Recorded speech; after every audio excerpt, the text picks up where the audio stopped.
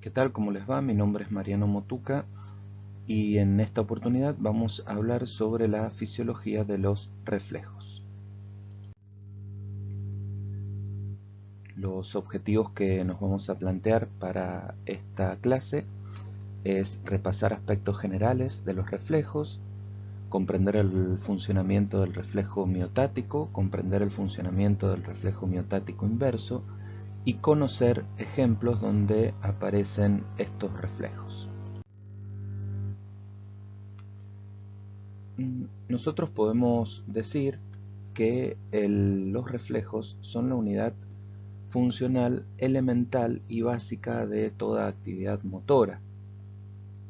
Si bien por definición los reflejos son un tipo de movimiento involuntario, es decir, que no es una actividad motora que nosotros planifiquemos, sí es verdad que muchísimas actividades motoras que sí son voluntarias requieren de un correcto funcionamiento de varios reflejos y la coordinación de ellos entre sí para poder llevarse a cabo adecuadamente. Ejemplos de este tipo de actividades podrían ser la masticación, la deglución, caminar o rascarse.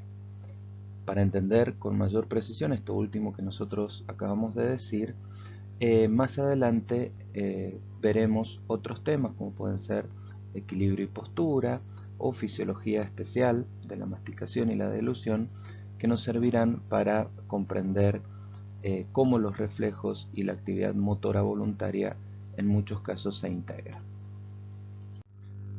Los componentes anatómicos que subyacen a la actividad refleja son agrupados bajo el nombre de arco reflejo y están compuestos por un receptor, una neurona aferente, una o más sinapsis dentro de un centro integrador, una neurona eferente y un efector. En función del lugar donde se produzca el reflejo, vamos a poder identificar con nombre propio a cada una de estas estructuras. Ya veremos como ejemplo el reflejo miotático, en el cual el receptor es denominado uso muscular, la neurona aferente tiene su sinapsis, su cuerpo neuronal en la raíz posterior de la médula. Las sinapsis se realizan en la médula espinal, que hace las veces de centro integrador, y la motoneurona alfa es la neurona eferente que llega al músculo efector.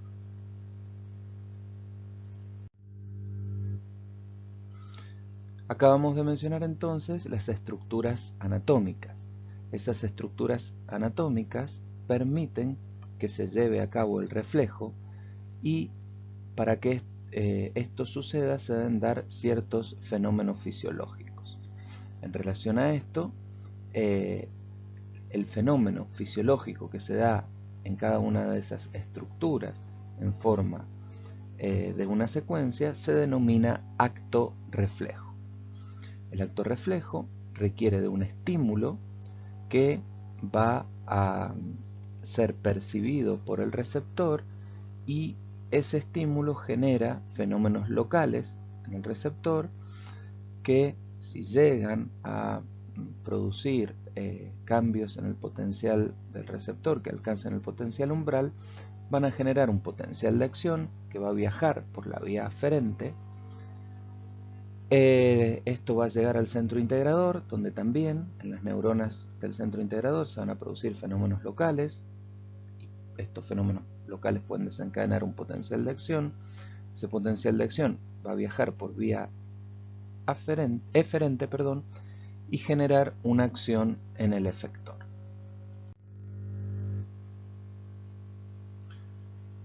Como decíamos recién, vamos acá a repasar ambas cosas.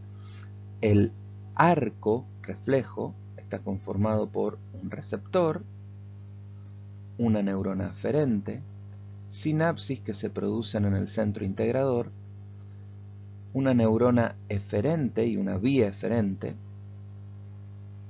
que va a hacer sinapsis en el efector, que es el músculo. Si hablamos del acto reflejo, el estímulo va a ser captado por el receptor, generándose en él un potencial generador que cuando alcanza el umbral desencadena potenciales de acción que, como sabemos, se pueden propagar por la vía aferente. Esta vía aferente llega al centro integrador, donde van a producirse las sinapsis con la neurona eferente. Esas sinapsis van a generar potenciales posinápticos excitadores que, si alcanzan el umbral, desencadenan potenciales de acción que tienen la capacidad de propagarse por la vía eferente y llegar al músculo, que es el efector,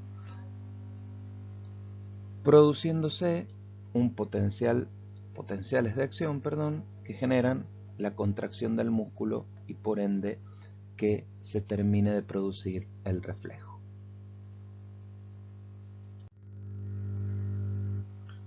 Existen varias formas de clasificar a los reflejos. Recordemos que el acto de clasificar es un acto del conocimiento humano que se utiliza para facilitar el estudio de algún tema.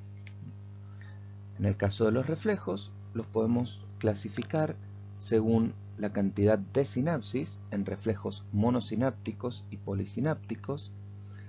Otro criterio que podemos utilizar para su clasificación es tener en cuenta el estímulo que producen los reflejos. Si el estímulo es el estiramiento del músculo, vamos a tener un reflejo de estiramiento. Si el estímulo es algo que produce un daño, hablamos de reflejos nociceptivos. O también otra forma de clasificarlos sería según el efecto que producen a través del efector una vez que el reflejo se desencadena. Ahí podríamos hablar de reflejos de retirada o reflejos flexores. Esto es a modo de ejemplo, las diferentes maneras de clasificar los reflejos para que lo tengan en cuenta cuando vayan a leer los libros de texto.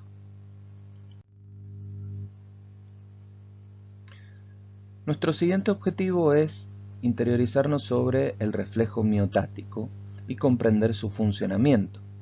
El reflejo miotático, también llamado reflejo de estiramiento, para su producción requiere de un estímulo, que es el estiramiento del músculo. Ese estímulo es captado por el receptor u órgano sensorial de este reflejo, llamado huso muscular. La información que viaja por la vía aferente se integra en la médula espinal, en el sistema nervioso central, y una vez que se integra, viaja por vía eferente hasta llegar al músculo que se había estirado originalmente y genera una respuesta del efector que es la contracción del mismo. Entonces, esto es lo que configura el arco y el acto del reflejo miotático.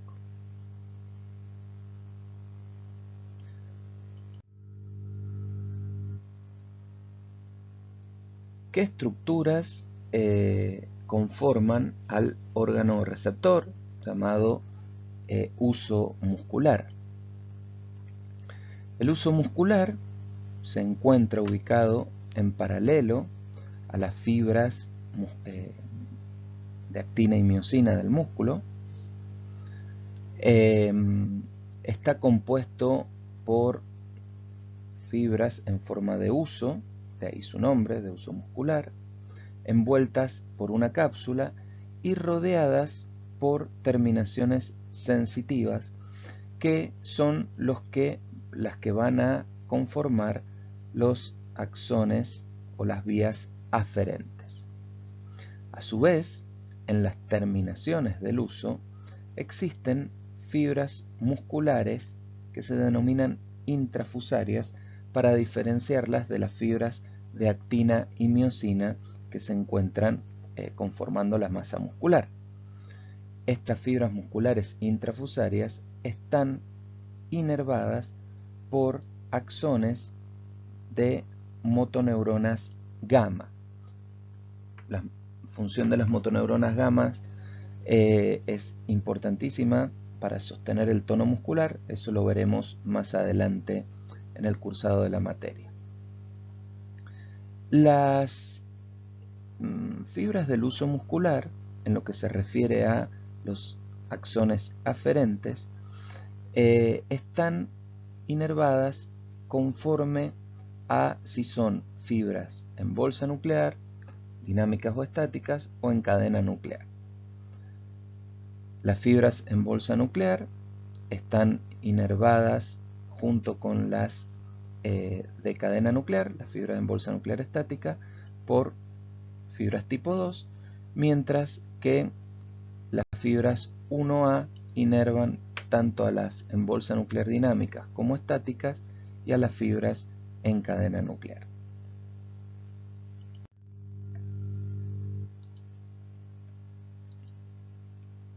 Esta imagen nos permite ver la ubicación del uso muscular en perspectiva dentro de un músculo. Como vimos recién, el uso muscular se encuentra en paralelo a las fibras musculares extrafusales, o sea, que están fuera del uso del músculo. Acá podemos ver el tendón y acá vemos cómo entre el tendón y las fibras musculares aparece otro órgano receptor que veremos enseguida, que es el órgano tendinoso de Golgi. Pero, volviendo a lo que nos interesa en este momento, fíjense cómo el uso muscular es una estructura relativamente pequeña en comparación con el resto de las fibras musculares, y fíjense cómo las fibras musculares extrafusales, que señalamos acá, fibras de actina y miosina que se van a contraer o excitar y contraer el músculo, son distintas, es importante diferenciarlas, a las fibras musculares intrafusales que vemos acá, que estarían dentro del uso. Entonces, fibras musculares extrafusales, fibras musculares intrafusales, son dos cosas distintas.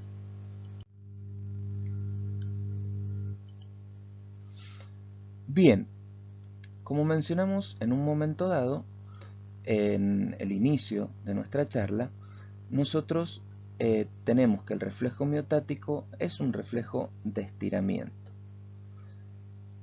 Vamos a poner como ejemplo el reflejo rotuliano, que es el ejemplo característico que se utiliza para explicar este reflejo.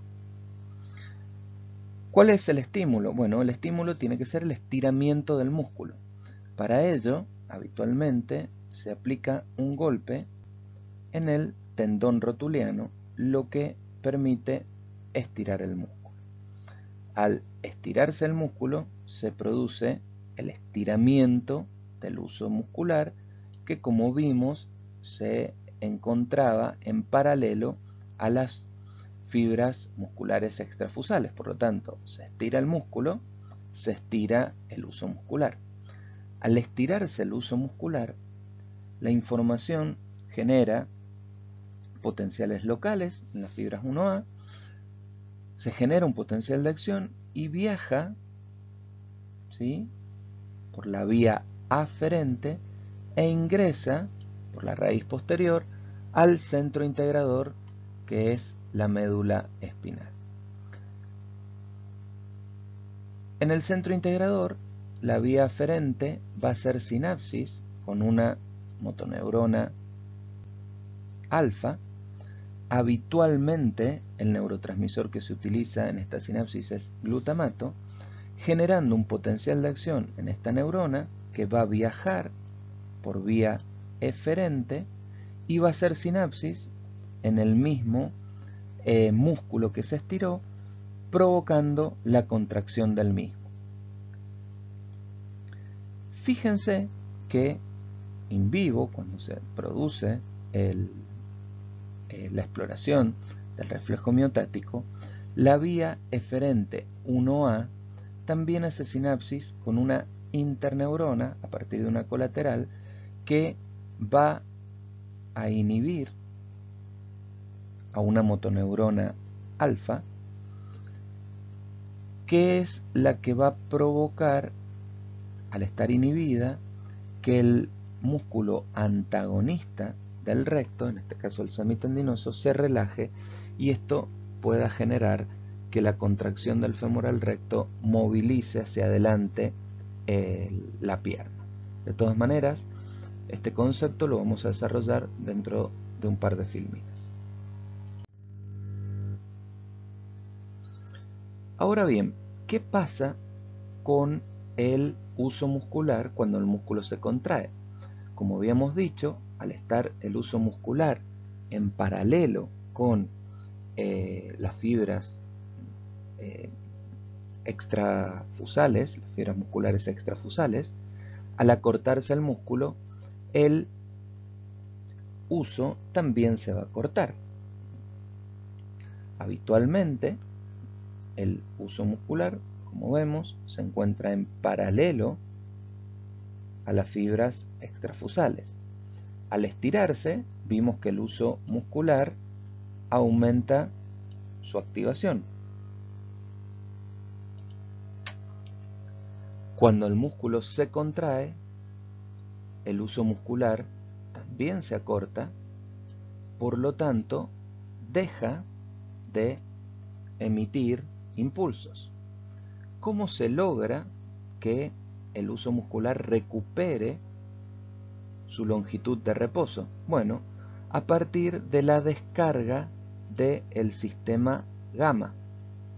Como recordarán ustedes, dijimos que el sistema gamma hace sinapsis sobre fibras musculares intrafusales que se encuentran en los extremos del uso. Al contraerse esas fibras, el uso se vuelve a estirar y de esa manera recupera su estado de reposo. A este fenómeno se lo suele llamar coactivación alfa-gamma y es de vital importancia para el mantenimiento del tono muscular. Los aspectos vinculados con el tono muscular serán abordados en una clase posterior. Veamos un video que nos va a permitir hacer una pausa y un pequeño repaso sobre las diferentes funciones que tienen los usos musculares.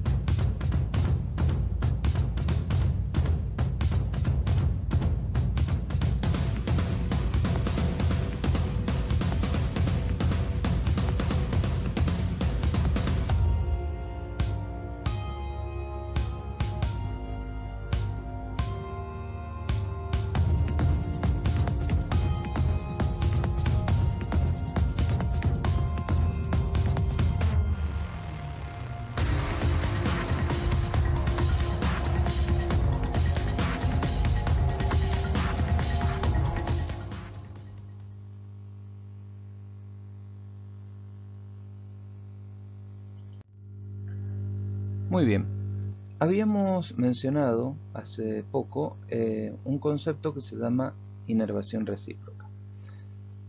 ¿Qué pasa? Cuando ocurre un reflejo miotático in vivo, los músculos que antagonizan la acción del músculo afectado, los antagonistas, denominados así, se relajan.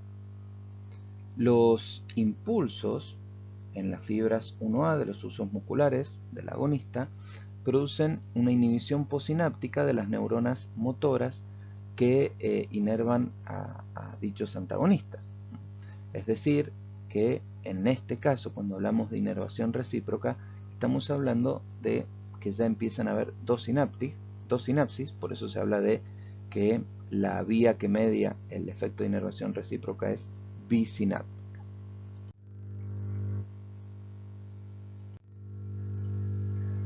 Repasamos acá, entonces tenemos el estímulo que provoca el estiramiento del músculo, el golpe en el tendón rotuliano, se estira el femoral, como el uso muscular está en paralelo con las fibras musculares, también se estira. Al estirarse, la fibra eferente 1A transmite un impulso de potencial de acción, ingresa a la médula. Nosotros habíamos visto que estimula a una motoneurona alfa, y esa motoneurona alfa va a producir la contracción del mismo músculo, ¿no? Del femoral recto.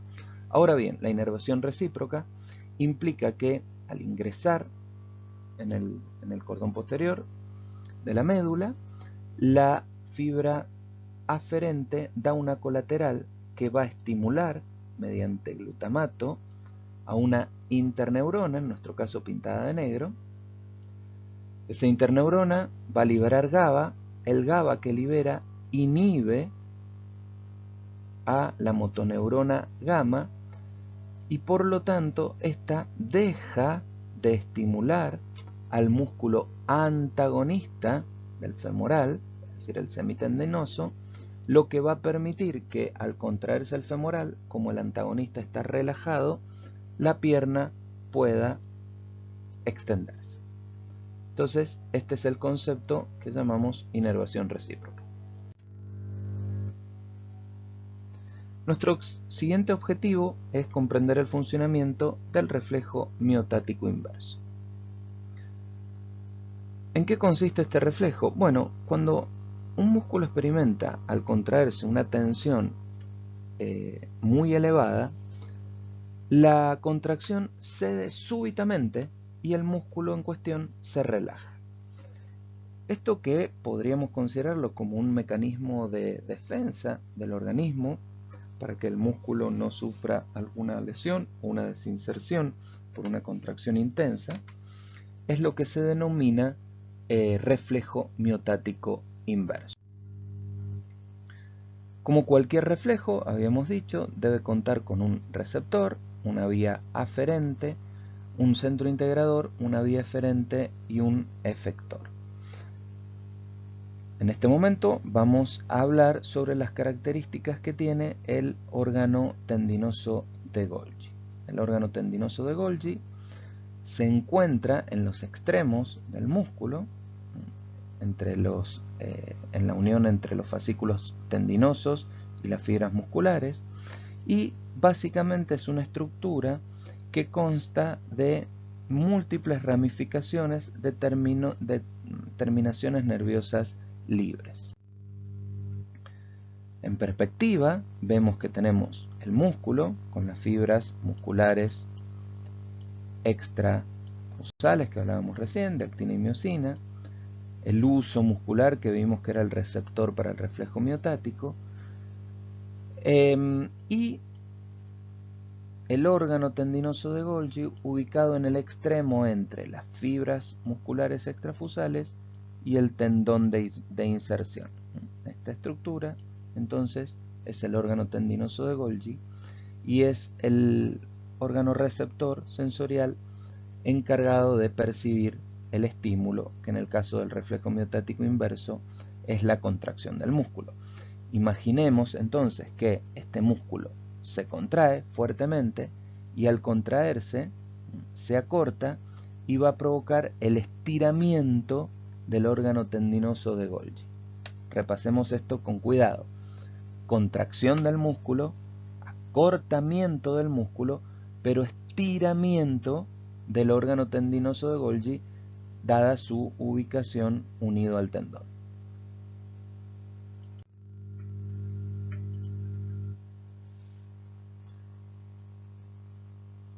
Entonces, se acorta el músculo, en este caso el femoral.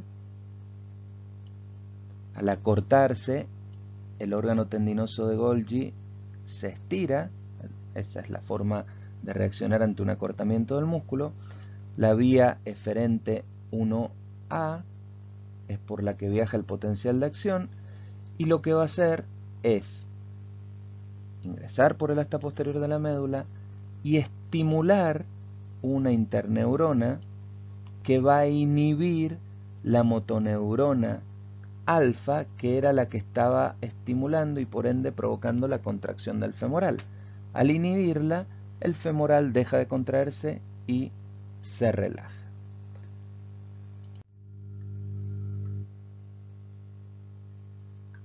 Bien, nuestro último objetivo de esta clase es conocer algunos ejemplos donde aparecen este tipo de reflejos, tanto el miotático como el miotático inverso, que son las bases de toda actividad refleja.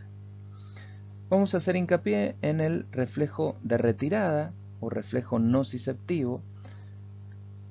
Este reflejo es el ejemplo típico del reflejo polisináptico y suele ocurrir en respuesta a un estímulo nocivo que se aplique a la piel, a tejidos subcutáneos o al propio músculo. La respuesta refleja es la contracción del músculo flexor y la inhibición de los músculos extensores, obteniéndose por resultado que la porción del cuerpo que estaba recibiendo la noxa, es decir, la que estaba recibiendo el estímulo, se pueda flexionar y apartar del estímulo nociceptivo. Veamos este ejemplo. Una persona va caminando y pisa un elemento puntiagudo que lo pincha. Ese estímulo nociceptivo viaja por la vía aferente e ingresa a la médula espinal por el asta posterior. Parte de esa información va a ascender por la médula a los centros superiores, que son los que van a percibir el dolor, pero la respuesta refleja, más rápida, se va a integrar en la médula espinal. Fíjense cómo hay múltiples sinapsis, reflejos polisinápticos, y la otra particularidad es que la información que ingresa por un lado de la médula cruza la misma y también va a tener influencia en el lado opuesto de la médula. Y ya vamos a ver cuál es la importancia de esta situación. En el caso de el miembro que fue el que tuvo el estímulo nociceptivo, como dijimos, se van a producir la estimulación de motoneuronas alfa que van a permitir la contracción de músculos flexores y también se van a inhibir a partir de interneuronas, motoneuronas alfa, permitiendo que los extensores estén inhibidos y por lo tanto se produzca la flexión del miembro que recibió el estímulo doloroso y pueda alejarse del pinchazo. Ahora fíjense bien, la persona al ir caminando y estar de pie y levantar un pie, para no perder el equilibrio necesita que haya cambios en la postura del otro pie, de la otra pierna en realidad, para no perder el equilibrio y no caerse. Bueno, esto se logra con el entrecruzamiento de información de un lado de la médula a otro, que va a producir la extensión de la pierna contraria, y en este caso este reflejo de retirada se denomina reflejo de extensión cruzada. Bien, hemos finalizado entonces esta breve clase sobre reflejos. La idea es que esta clase pueda servir como una guía para el entendimiento de los libros de texto que hacen mención a este tema. Los objetivos que nos planteamos al comenzar la clase y que esperemos los hayamos alcanzado era repasar aspectos generales de los reflejos, comprender el funcionamiento tanto del reflejo miotático como del reflejo miotático inverso y conocer ejemplos donde aparecen este tipo de ejemplos. Además de esta clase van a encontrar algunas actividades y un texto para que ustedes puedan afianzar estos conocimientos. Muchas gracias.